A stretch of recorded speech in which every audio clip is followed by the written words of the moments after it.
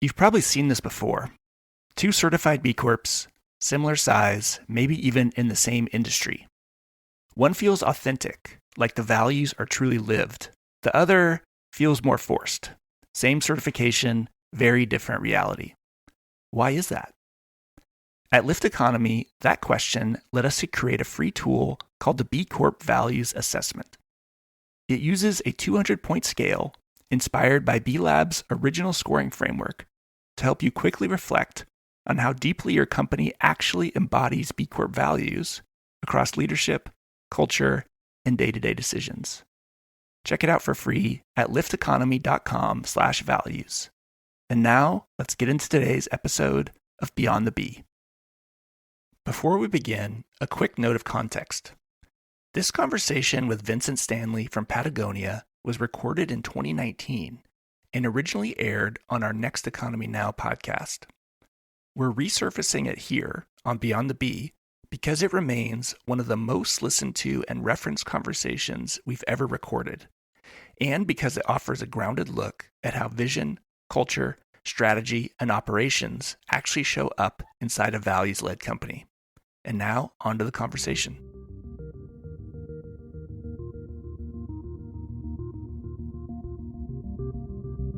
Welcome to Next Economy Now. The goal of this podcast series is to highlight the leaders who are taking a regenerative, bioregional, equitable, democratic, racially just, and whole systems approach to creating the new economy.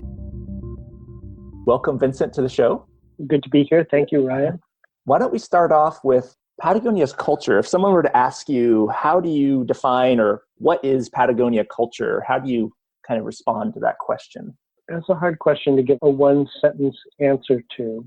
But I think that the key to the culture is that we came out of, a small band of climbers and surfers who were the first employees. People who were doing things they really loved to do, and at the same time had strong values about protecting the places they loved. For most of the people, I think originally back in the 70s, that was primary and the business was secondary. Now, that's not really true now, but at the same time, I think there's been a survival of people coming to work with their full selves intact.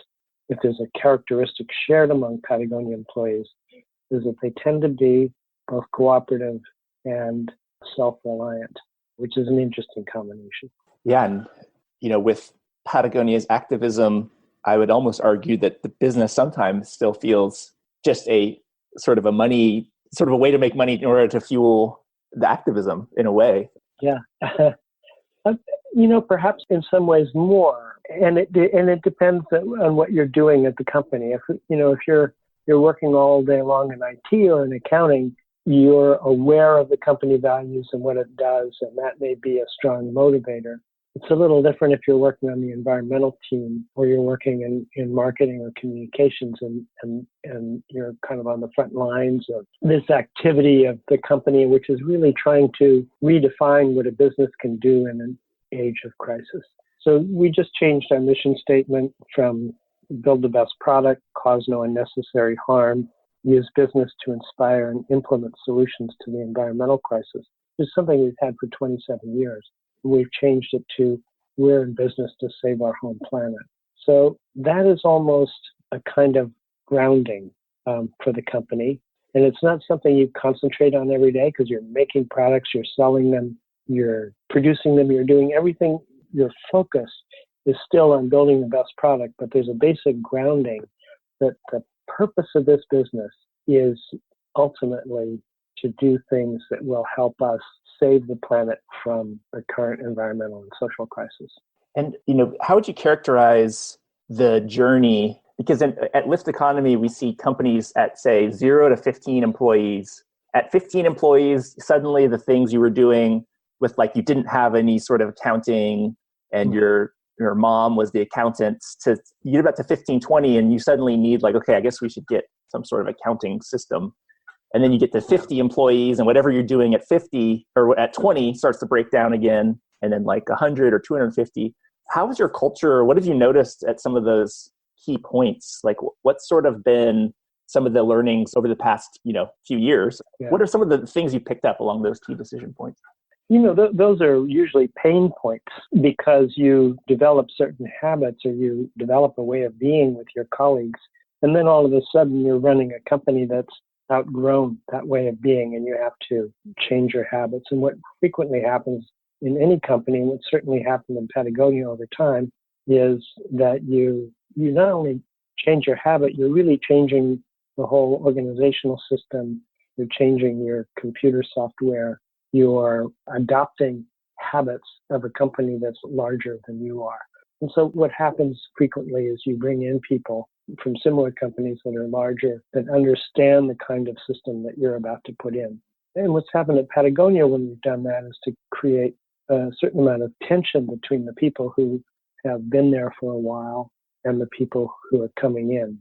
First of all, I think that there's an atmosphere of fear that people who have been with the company worry whether they're still relevant, and the people who are coming in worry whether they're going to screw things up, whether they're able to adapt what they've learned someplace else to this new culture in this new place. And it takes a while to integrate those groups, either within a department in the company or whether in the company as a whole. But once you do, then the dust settles and you're on your way to the next pain point when you have to once again reevaluate how you operate. I think your analogy is great. You start off, you've got 15 people and everybody's doing everything.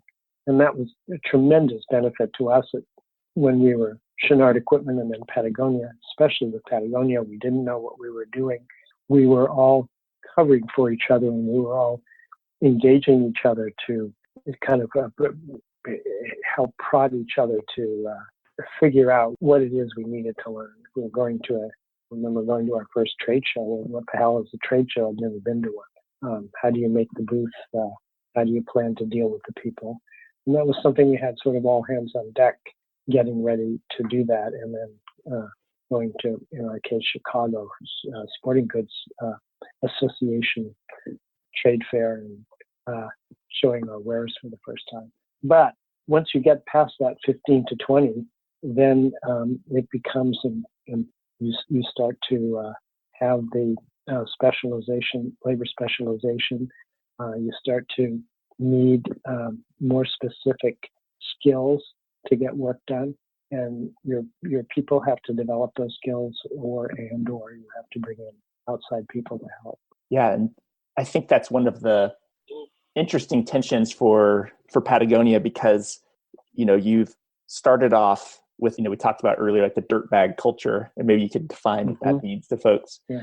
And yeah, Matt, maybe we'll talk about the dirtbag piece, and then we can sort of get into like what that looks like at scale or like larger, and how do you maintain that? Yeah.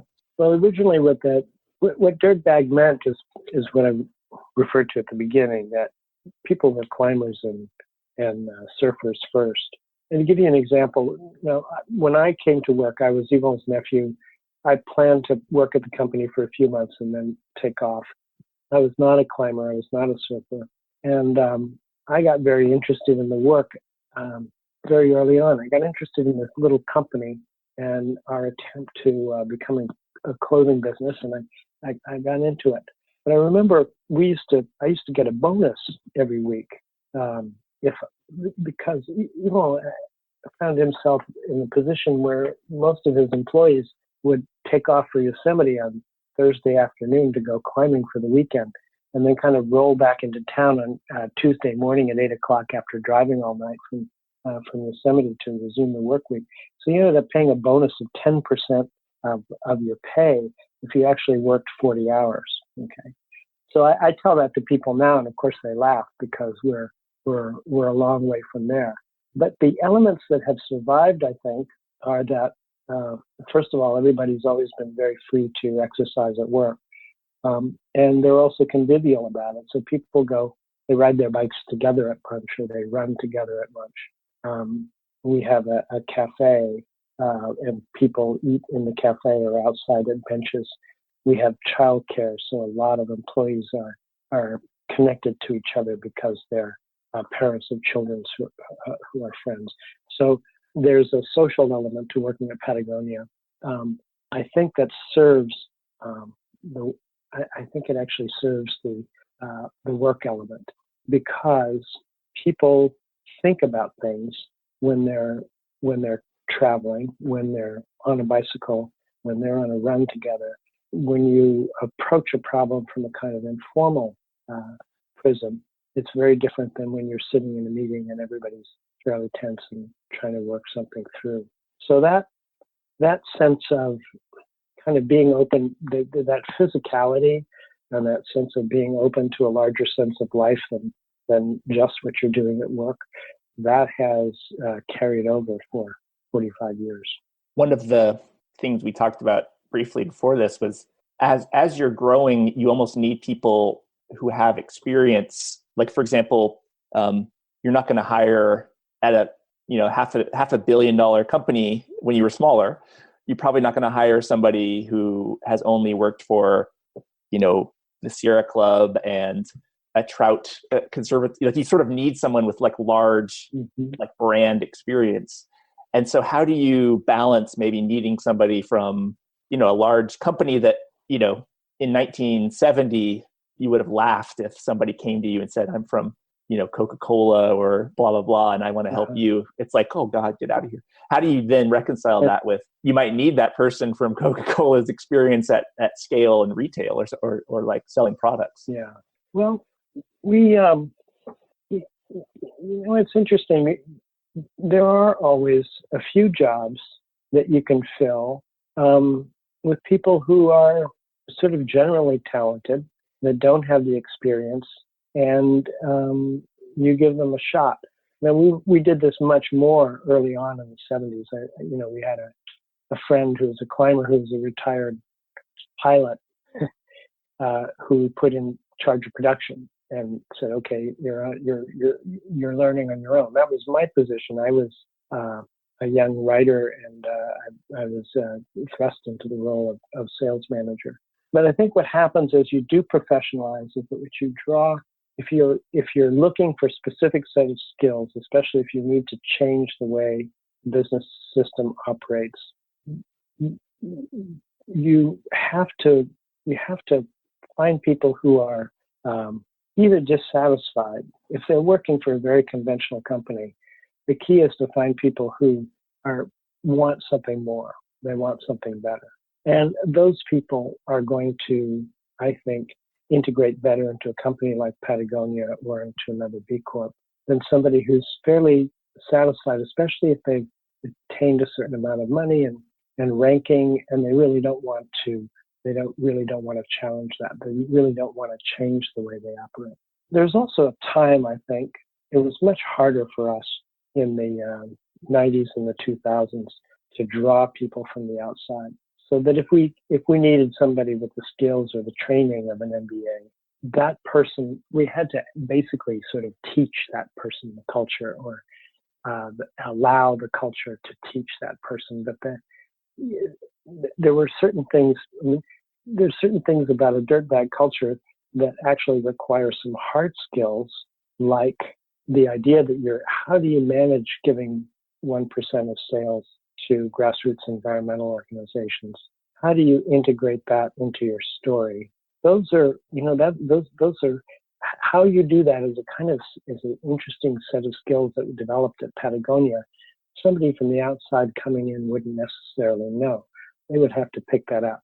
And it's not just amateur night in Dixieland. It's really rather subtle when you're telling the story about your environmental commitment. You don't want to preach, and at the same time, you don't want to stand back. You don't want to kind of hide your virtue behind the potted plant, because specifically, you do want to be an example for other companies. Where we've had some failures, I think, are bringing in people from the outside who had impressive skills, but really weren't interested or worked for companies that we were impressed by. But they weren't able to kind of sit back, work with the new people, and kind of recreate themselves in this new environment. They tried to impose what they knew before on their new position and with their new colleagues. And generally, those folks just don't make it. It's almost like a transplant that's rejected by the body as a whole. On the other hand, you have people who come from very conventional backgrounds who just thrive at Patagonia. We've got the fellow who runs Tin Shed Ventures, who worked for Deloitte, just absolutely loves working at Patagonia, proud of what he's doing, feels like he can bring his full self to work. Rose Marcario, our CEO, kind of came to work at Patagonia. She had come from venture capital world. She, when she came to Patagonia, she tells the story that her attitude was, well, prove to me that this is real. I'm not quite sure it is. And not only did she find out it was real, but she started to bring the skills she had, the knowledge she had to make the company more real in a more interesting way. So those are the two. I mean, you got to bring in new people, but you don't know whether it's going to work. And I think that what we look for now, and we're better able to do this, is to bring in people who have a combination of the skills and also the values that are much more in line with the companies when they come in.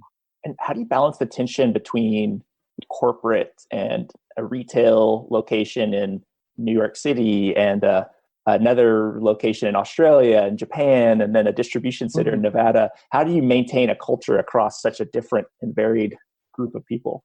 It's interesting. I think all of those places that you mentioned they're part of the Patagonia culture, but they also have a bit of a local culture. Reno, for instance, we've always had some really interesting people working as pickers and packers, people who are musicians or they're biathletes.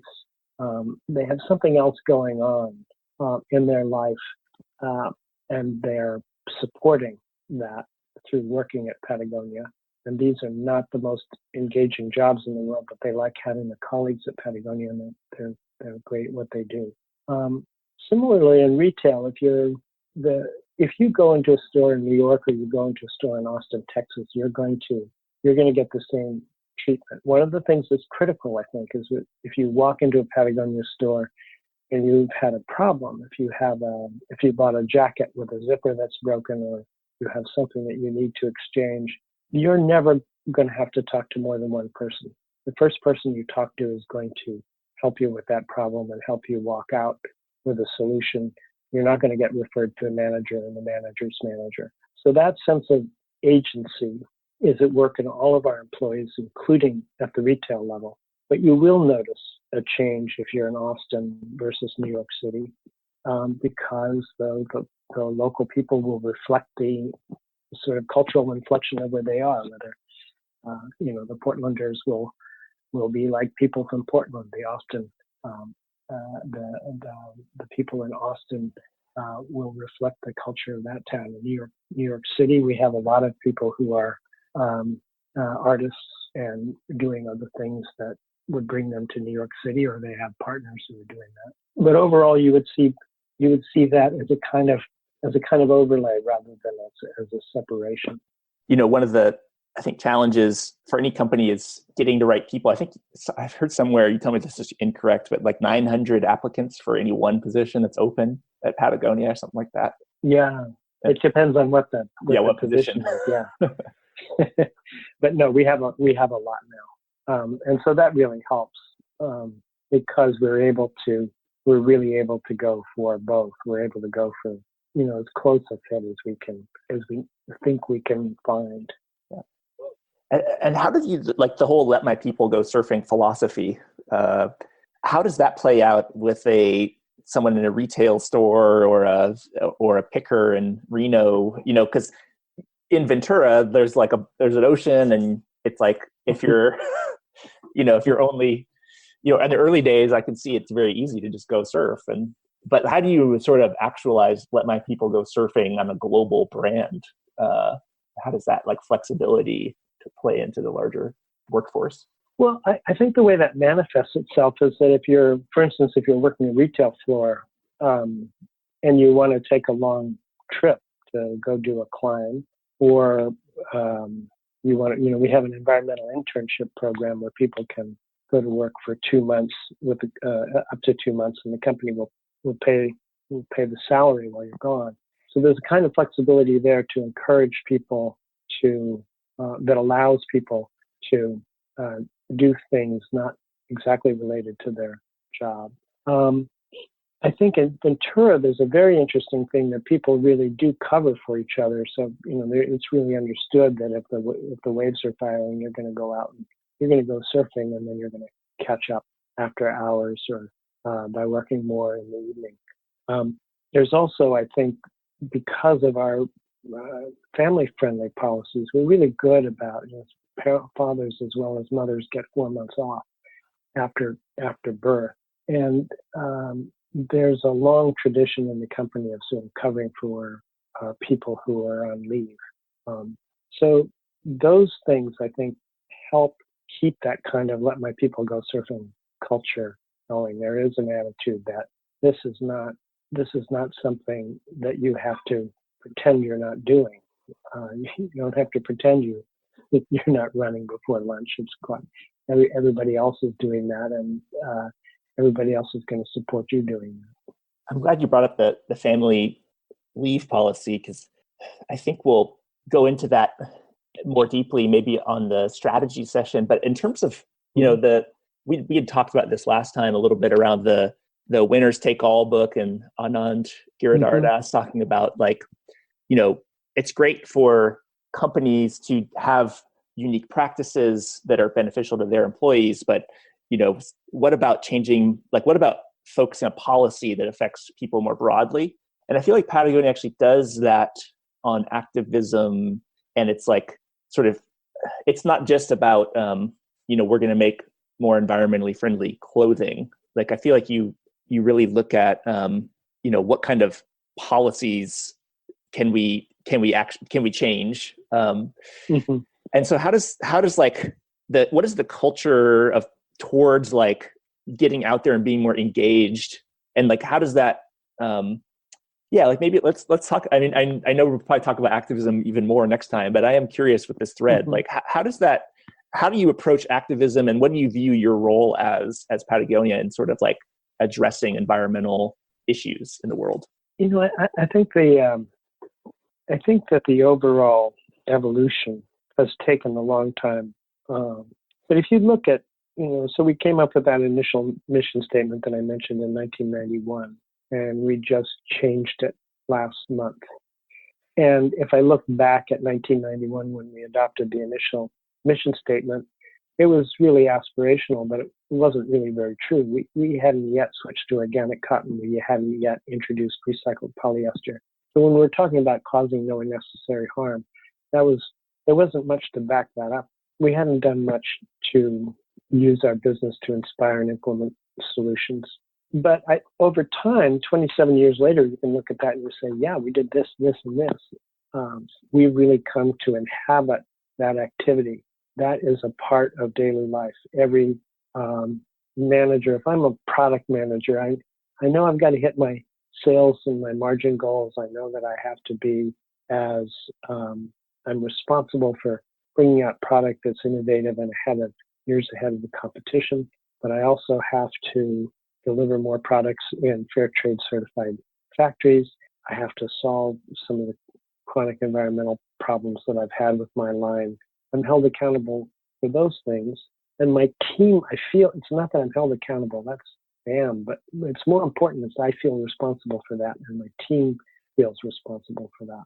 So getting back to this evolution, if you look over time, that this is now, 20 years ago,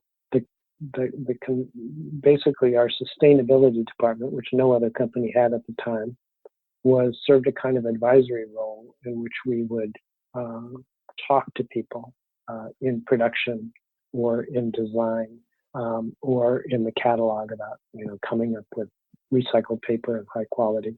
We would help people make improvements.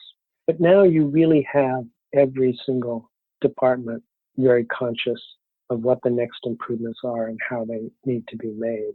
So the culture at this point, I think, is ready for the kind of larger challenge. We all know that the planet is in deep trouble. And by the planet, I mean the life on the planet. There's news every day. We know very well in California about the effects of climate change from the fires we've had. We know this week there's a headline about Ocean acidification and ocean warming is happening 40% faster than it's been and was anticipated. We know where we're headed by 20 to 25 or 2030 if we don't make certain changes.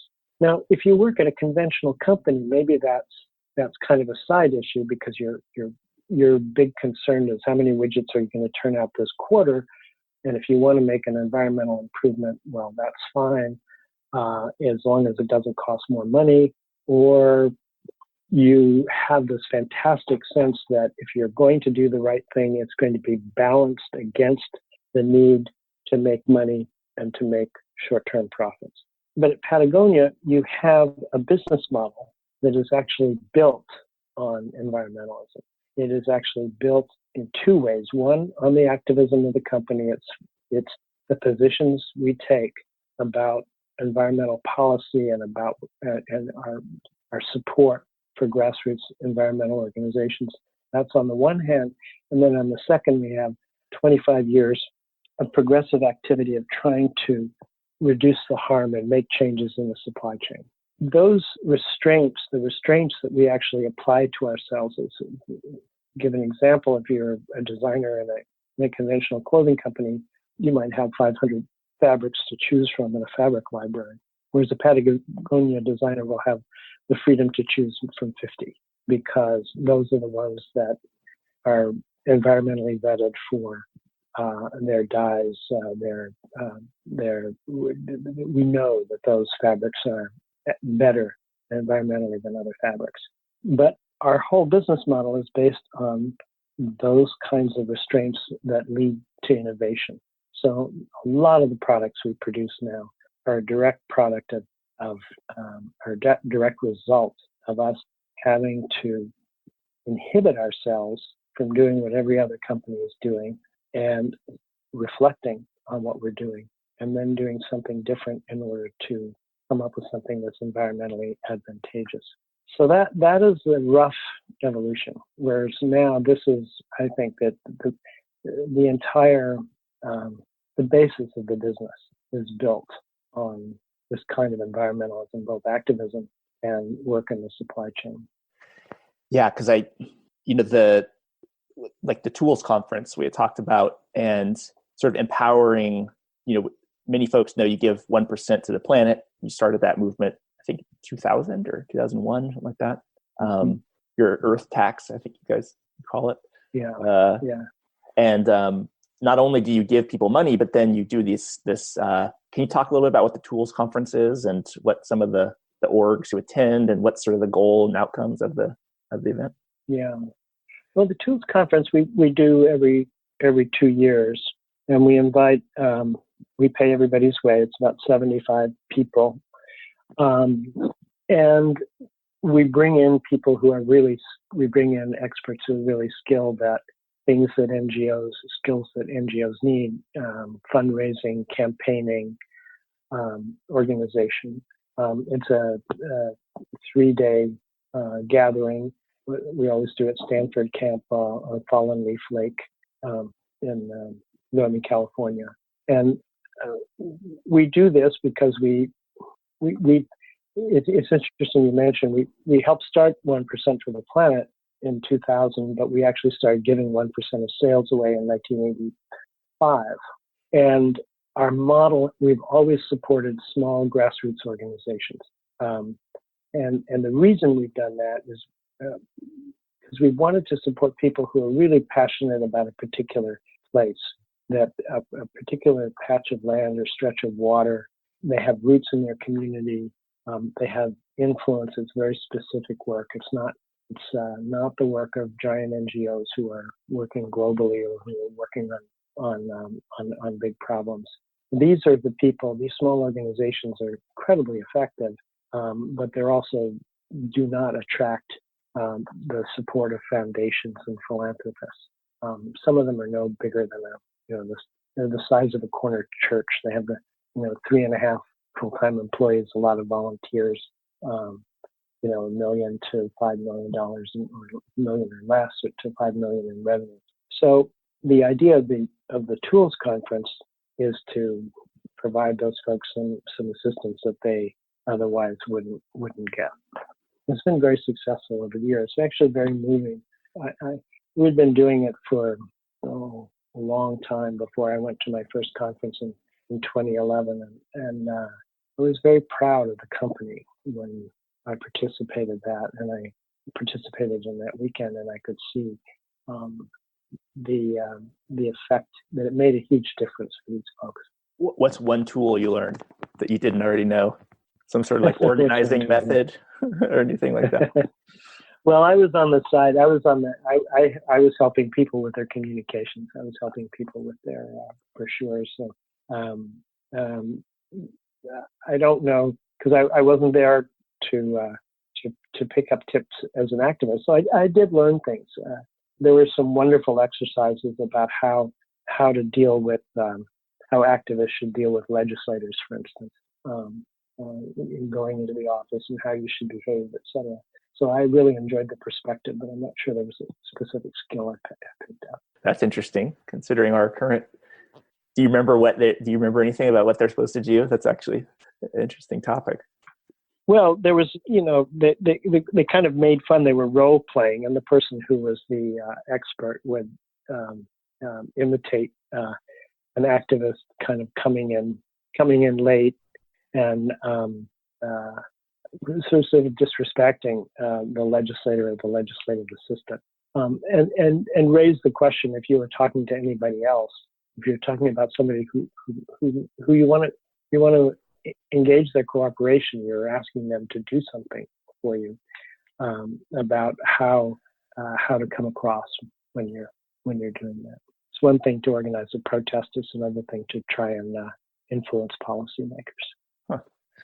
I'll have to try and sneak into your next tools conference. Because I think that it's funny, because I feel like the business community is actually lost touch with some of those types of techniques.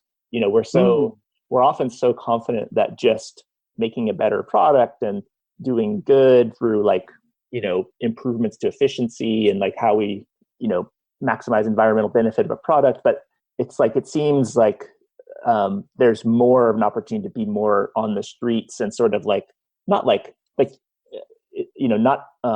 sort of just breaking windows and throwing rocks, but how do you talk to legislators and try and get a policy issue moved? I feel like most business in the B Corp community, I feel like they don't know what that would look like. So that's actually really interesting. Yeah, no, that is interesting. But we have a couple of folks in Reno. It's interesting because Reno is a small state. We did a lot of work there very early on to try and preserve a lot of public lands, and of which there are a lot in Nevada. And so we have some folks who really developed some strong skills and then some strong relationships with local legislators. But it certainly is true for the outdoor industry, that they do have. I think the industry itself does have lobbyists, professional lobbyists now. But working in kind of learning how to work in a civic space, I think, is important for businesses, and not when you're just acting in your obvious self-interest, but when you're working to preserve the kinds of things that are important to you to preserve in the world, that also help your business to survive. So, can you talk a little bit about our good friend, Mr. Donald Trump? And I remember I can't remember if we said this on the first podcast, but I think you had joked that Rose said a 1 year under Donald Trump's like a dog year. It's it feels like 7 years. Yeah, that's right. Yeah. I heard right after he was elected, it was that the presidency is supposed to age the president, not the populace. Maybe talk folks through. I don't know if everyone's familiar with your lawsuit, Patagonia's lawsuit about Bears Ears. Can you tell that story and what the latest status of that is? Yeah, I'm not sure the latest status with the origin. We actually helped. We lobbied and campaigned for the adoption of Bears Ears as a national monument. It's an area that has been roadless and has been very difficult to access for a long time. which is partly why it wasn't protected beforehand. So in the last days of the Obama administration, it was made a national monument. Trump basically decimated, reduced by 90% the land included in the monument. Also cut a lot of territory out of the Grand Staircase Escalante monument, which is another very remote part of Utah that's very wild and very beautiful. So we filed a lawsuit to argue. Actually, our position in the lawsuit, our standing in the lawsuit is that we're saying this damages our business because this reduces the amount of open space in which people can have a wilderness experience. But we feel very strongly because we work so hard. I think we spent a couple $1 million on helping various organizations who were lobbying for the adoption of bears' ears in the first place. I believe that we've joined suit with some others, and then the number of tribes are suing the government, and certainly the outdoor industry has protested. But these things take a long time to go through the courts, and I'm not sure what the status is now. Yeah, because and then I think Patagonia, you all were instrumental in getting the outdoor retailer shifted to Denver, right? Which is huge. That's like, how many millions of dollars is that worth to the state of Utah? Yeah, that's a pretty big conference. Yeah, it was. I think it was 40,000 people twice a year in Salt Lake, and for a 4 or 5 day period with all the money they would spend. And we basically pulled out of the show during its last year in Salt Lake, and said we didn't. After the governor and the congressional delegation in Utah gave their support to pulling national monument status from most of Bears Ears, we took that stance and withdrew. I think I'm not sure if you already mentioned this, but I think the second reason you sued was because of your benefit corporation purpose.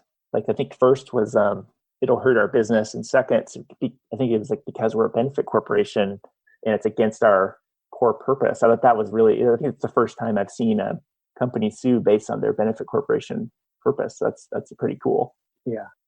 I mean, it's really it's interesting because there are a lot of I get asked a lot now by entrepreneurs and B Corps and not so B Corps about activism and about companies taking a stand. And my argument is that I think that companies should take a stand that's closely related to the kind of business they're in or what they know about. We know an awful lot about public lands because we've worked with environmental activists for 30 years, and I think at this point we're an activist ourselves. These issues are really close to home. If you ask our opinion on immigration, particularly for skilled workers, well, we have an opinion, and we'll be happy to tell it to you. But it's not something that we can really take a strong position on because it's outside of our expertise. But this is very close to home. Yeah, it's interesting too, because I was trying to think of which B Corps are publicly activist, and there's not as many that come to mind as I would have thought. There's like Seventh Generation has done stuff with toxics. Yeah. You all with environmental, but I feel like one of the maybe growth areas for B Corps and social entrepreneurs is we've sort of taken this approach as we're not against anything, we're for something. And maybe in the time of Trump, that's no longer a tenable position to be in, where you're not against anything. Or you have to make sure that you're more specific, or you double down on the efforts of what you're advocating. Yeah. I think we get an awful lot of attention for suing Trump.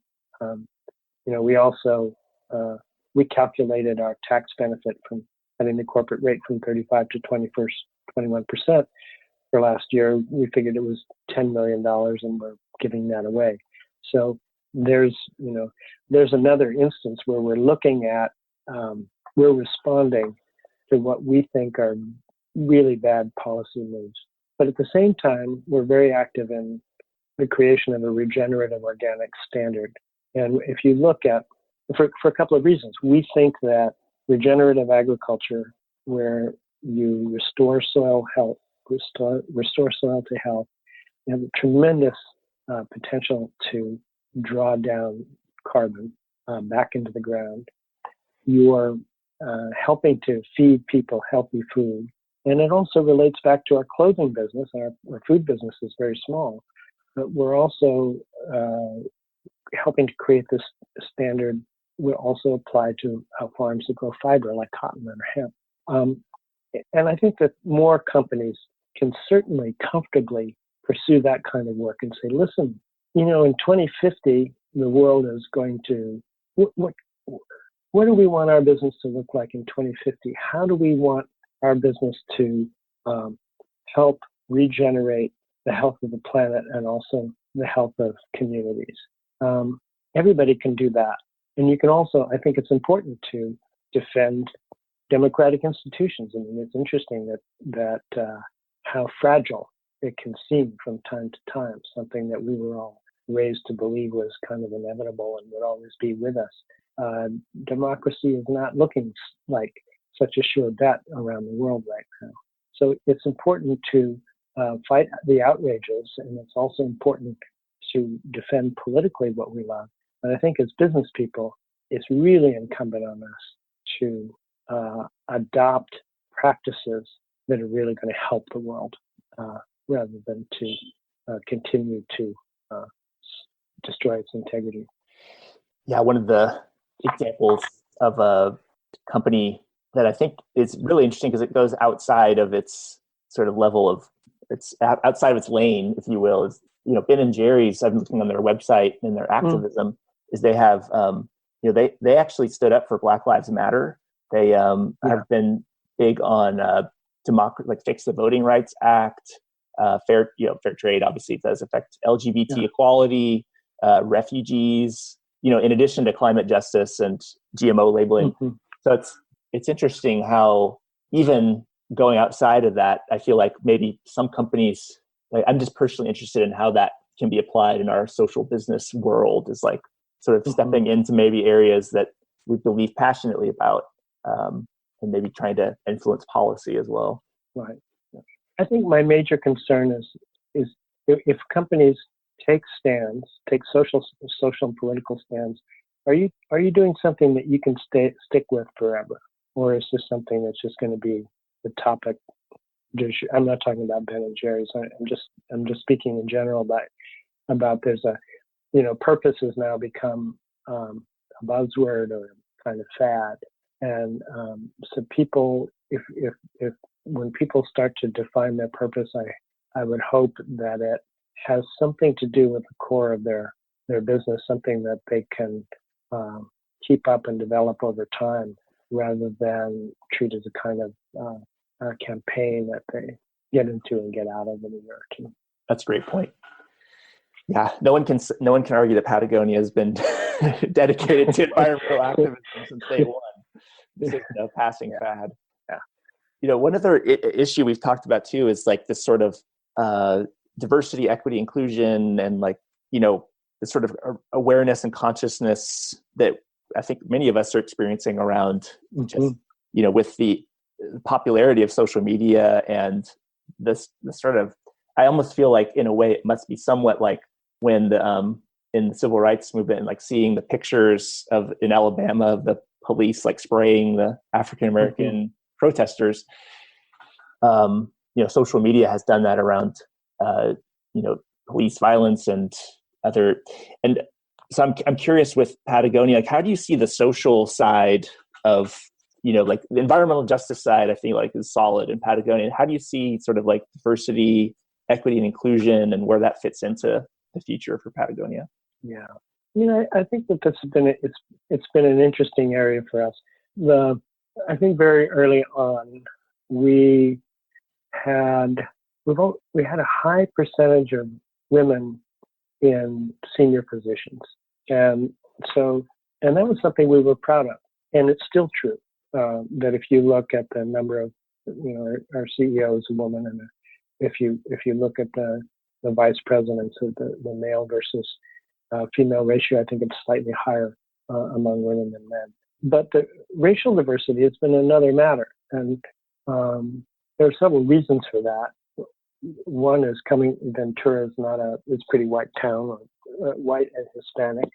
That within the outdoor industry, there was tended to be white and upper middle class that were making a product that tends to have a higher income, upper middle class customer.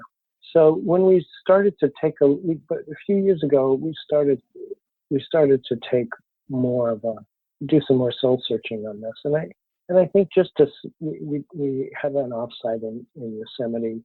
A couple of things we started off with were to really look at our internship program and to make sure we were really proactive in making that racially diverse. And then looking at the issues. So it's not just a matter of hiring people of color. It's also a matter of making sure that they have their full voice, that they're not tokens, that they feel that they belong in the company as much as people from majority white culture do. So I think we're in the early stages of that, but even kind of making the decision to address that, I think has made a difference. Certainly in our retail stores, we're more diverse because we're mostly in cities, and it's also starting to be true in Ventura. And I think we now see that we see it as a positive value in the way that we saw it as a positive value to have not even just equal representation by women, but higher representation by women, because they bring something to the table. And I think that there's an understanding now that different ethnicities and different class backgrounds bring something to the table at Patagonia that we haven't had before, and that we're going to need over the next 20, 30, 40, 50 years. Yeah, it's funny. In conversations this has been one of my main topics in the last several months, is just what is the role of a white male in racial justice conversations. Yeah. And I actually have, in a weird way, quoted Yvonne, who said, it's like the video launching provisions, he says, nature thrives in diversity. And he was showing the monocrop pictures, and then a rainforest or permaculture. Yeah. And I was like, wow, most B Corps were sort of monocrops. We're a little bit too heavy on the monocrops. Yeah. And we're not even really following what nature actually thrives on in terms of racial and cultural and ethnic diversity. So that's been a good visual for me, is this isn't just you should do this because it's, we hope it's good for business, or it's this is the way that, if we model nature, this is the best way. Yeah. To get it's a good thing. It's a good thing to do. It's not just that you're removing an injustice, you're also creating, the potential for improving the society. And I think it's hard. I'm not only white, I'm old. So I'm white, old, and male, and so it's not exactly as though I come to the conclusion every morning that my time has come. But to your point about what is a white person doing, talking about racial equality, James Baldwin said, sort of very famously and very right. He said that racism is not a black person's problem. Racism is a white person's problem. And he was talking about institutional racism, not just sort of personal attitudes. And I think it's important for people to come to terms with their own cultural history. If we're going to do something better than what we've done before, we also have to have some understanding of what people have done to obtain a certain privilege and how those privileges are exercised. My wife and I were in Berlin a few years ago, and we noticed in front of every house, every other house, there was a little brass plaque embedded in the concrete. And those brass plaques included the name of a person or people who had been taken from their houses and taken to Auschwitz had the name and the date there. And I thought that was a very interesting way to preserve this sense of what was done and what was done to specific people, and to make that kind of tangible and real. So it's not something just that your grandparents did. This country has a wonderful history of creating all kinds of opportunities. It also has a history of marginalizing and destroying the original population, and of bringing people in chains to work to create industrial agriculture in the Southeast in the 19th century. So what we're dealing with is that heritage, which is also the heritage that has led to the kinds of mindset that produces environmental exploitation. And I think we have to deal with both. There's this professor, John A. Powell. Do you know John Powell? He's a professor at UC Berkeley, law professor, and he's really famous for writing about the concept of othering and belonging. And I'd asked him on our podcast, he was saying a lot of people will say the biggest challenge facing our globe is climate change. And what he says, I thought was really interesting, is he says, I think that diversity and equity and sort of what's happening on this cultural level is the biggest problem, because it's creating so much what he called white anxiety about what's happening in our country, that we're not even able to then address something like climate change, because we're so it's like, should we build a wall or not build a wall? And so really looking at this, I thought it was a really interesting point around we can't just say everything's got to be on climate change, and why would you even talk about racism or diversity, because the world is burning. It's like this, he was really saying this is also a precursor sometimes to having those authentic conversations. I thought that was really right. And if you break down the climate change argument, I've had this conversation with some folks. I mean, I think climate change is the biggest political issue, but the biggest environmental problem is the loss of biodiversity. That's the longest. I mean, climate change is related to it, but that is that will put us under if we don't change our view of where we are in relation to nature and make room for the whole web of life to exist. Dealing with reducing our carbon output is not going to cut it.